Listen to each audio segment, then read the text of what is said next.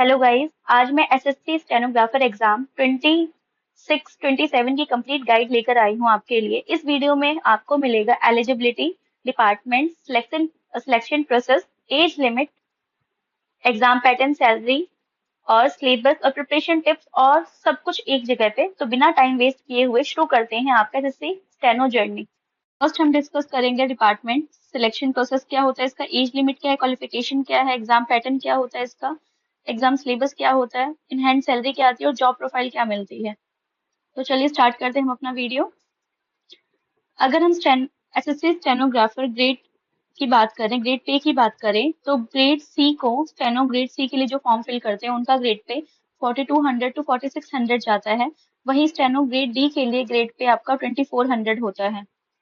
अगर हम age limit की बात करें, एलिजिबिलिटी की बात करें, तो ग्रुप सी के लिए और डी के लिए दोनों के लिए मिनिमम एज 18 रखी गई है और मैक्सिमम एज सी के लिए 30 है और डी के लिए 27 है।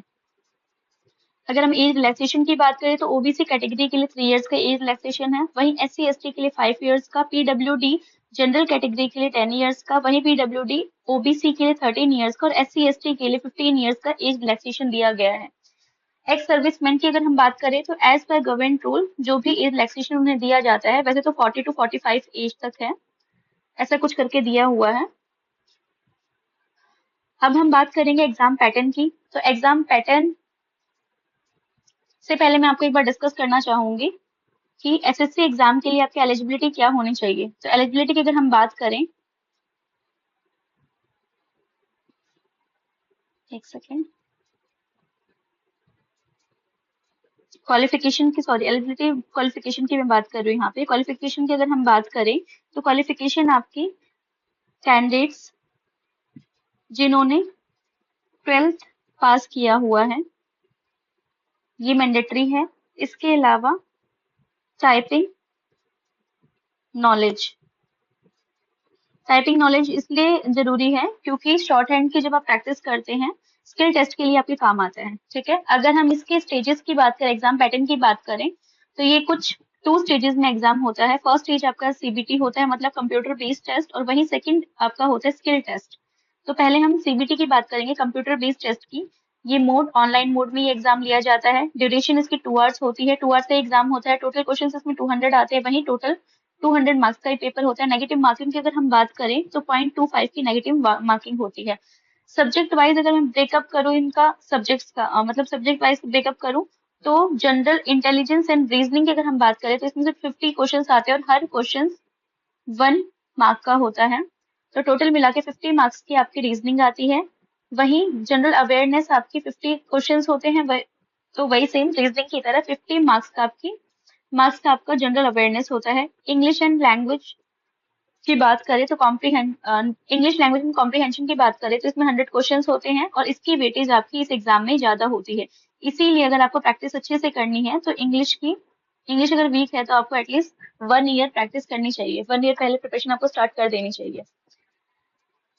इसमें भी 100 क्वेश्चंस होते हैं, इसमें 100 क्वेश्चंस होते हैं, वो सभी क्वेश्चंस 100 मार्क्स के होते हैं, मतलब हर एक क्वेश्चन 1 मार्क का होता है आपका।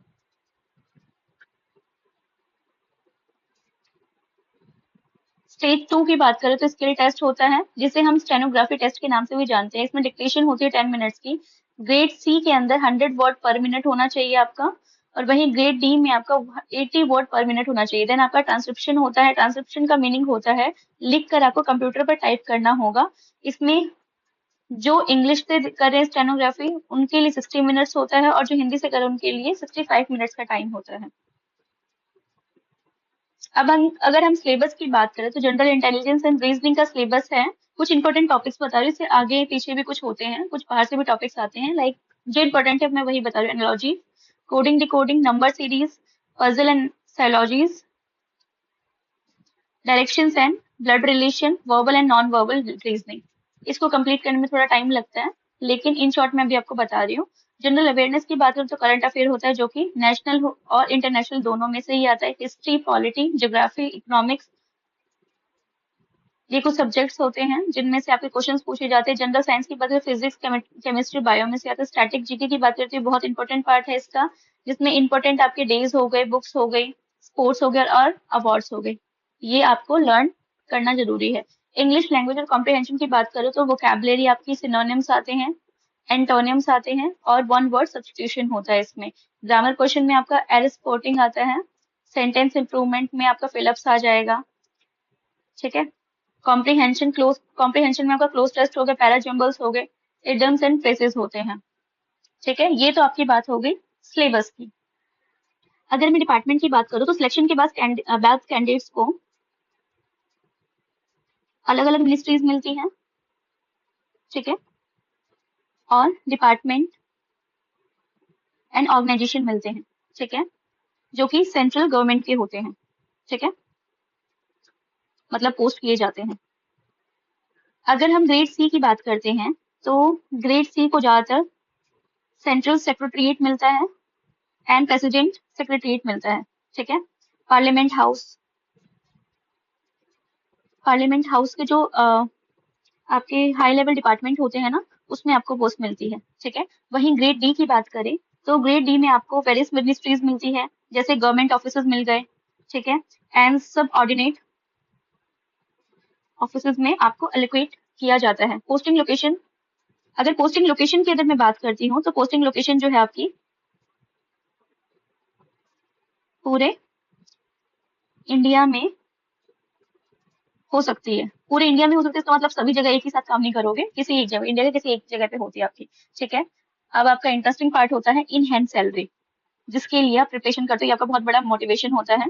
तो स्टेनोग्राफर की अगर आप प्रिपरेशन कर रहे हैं तो सबसे बड़ा मोटिवेशन और वो ये है कि आपका पे स्केल जो है आपको लेवल 6 का मिलता है। लेवल 6 का मतलब ये है, ये ग्रेड सी की बात कर रही हूँ मैं, ठीक है। तो लेवल 6 में क्या होता है, 35,400 से 1,12,000 तक होता है आपका, ठीक है, जिसमें कि आपकी जो इन हैंड सैलरी है वो आपकी 50,000 होगी, depending on posting location and allowance, ठीक है।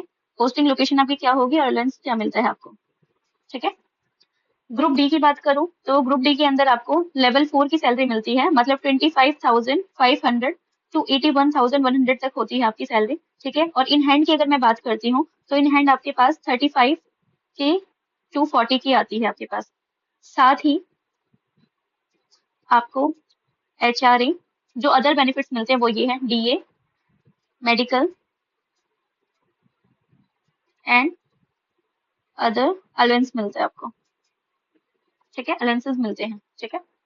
प्रिपरेशन स्ट्रेटेजी की बात करूं मैं तो प्रिपरेशन स्ट्रेटेजी के लिए मैं सबसे पहले यही बोलूंगी कि अंडरस्टैंड सिलेबस। किसी भी एग्जाम को स्टार्ट करने से पहले आपको सिलेबस पता होना जरूरी है। अंडरस्टैंड सिलेबस जो कि मैं बता चुकी हूँ, एग्जाम पैटर्न ये भी मैं आपको डिस्कस कर चुकी हूँ, तो आपका फर्स्ट जो काम था वो तो मैंने कंप्लीट करवा दिया है। इसके अलावा आपको पेपर का स्ट्रक्चर पता होना भी बहुत जरूरी है।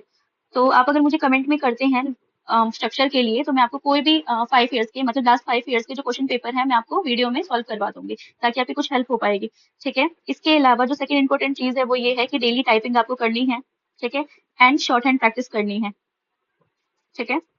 अभी ये 2025 चल रहा है, ठीक है। तो अब आपका जो एग्जाम है स्टेनो का वो 2026 में होगा, जिसमें जुलाई या फिर अगस्त में आपके फॉर्म आएंगे। और अगर इसमें फॉर्म आ जाते तो आपका जुलाई या फिर सॉरी अगस्त या सितंबर में आपका एग्जाम हो जाएगा। अगस्त तो अक्टूबर मान के चलो आपका एग्जाम हो जाएगा, तो आपके पास पूरा 1 साल पड़ा है प्रिपरेशन के लिए। तो जो बच्चे ऐसे स्टेनो को टारगेट लेकर के चल रहे हैं उन्हें अभी से ही शॉर्ट हैंड की प्रैक्टिस स्टार्ट कर देनी चाहिए, जिसमें कि आपका डेली टाइपिंग हो गया, शॉर्ट हैंड हो गया, आपको करते रहना है डेली शॉर्ट हैंड प्रैक्टिस, ठीक है। प्रैक्टिस एटलीस्ट 1 to 2 hours तो करना ही है आपको, ठीक है। थर्ड इंपॉर्टेंट बात है इंग्लिश। इंग्लिश की जैसा कि आप सभी जानते हैं, मैंने ऊपर डिस्कस किया था कि 100 क्वेश्चंस आते हैं और वो 100 मार्क्स के होते हैं, ठीक है। तो इसकी वेटेज ज्यादा हो जाती है, तो इसकी वेटेज ज्यादा करने के लिए आपको वोकैब प्लस ग्रामर पर स्ट्रॉन्ग कमांड बनानी होगी। स्ट्रॉन्ग कमांड कैसे बनेगी कि इसे आप अभी से ही प्रिपेयर करना स्टार्ट कर दें, ठीक है, इसकी प्रिपरेशन अभी से स्टार्ट करें इंग्लिश की। सॉरी। रीजनिंग एंड जीके की बात करूं तो डेली आप ये कर सकते हैं, daily 1 hour reasoning plus current affairs plus static GK कर सकते हैं। इससे क्या रहेगा कि आप अपडेटेड रहेंगे तो आपका सिलेबस भी कवर हो जाएगा टाइम से पहले, और मतलब प्रैक्टिस के लिए भी आपके पास टाइम हो जाएगा, ठीक है।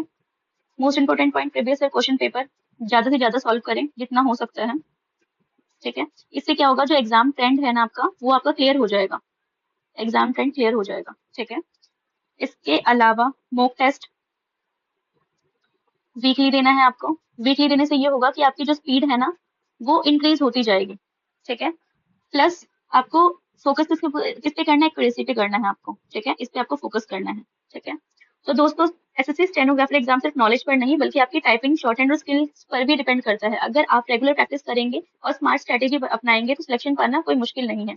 अगर ये वीडियो आपको हेल्पफुल लगती है तो लाइक, शेयर एंड सब्सक्राइब करें इस चैनल को, कमेंट में बताएं कि आपको अगली वीडियो किस टॉपिक पर चाहिए। तो मिलते हैं अगले सेशन में, तब तक के लिए keep learning, keep preparing and keep growing. Thank you so much.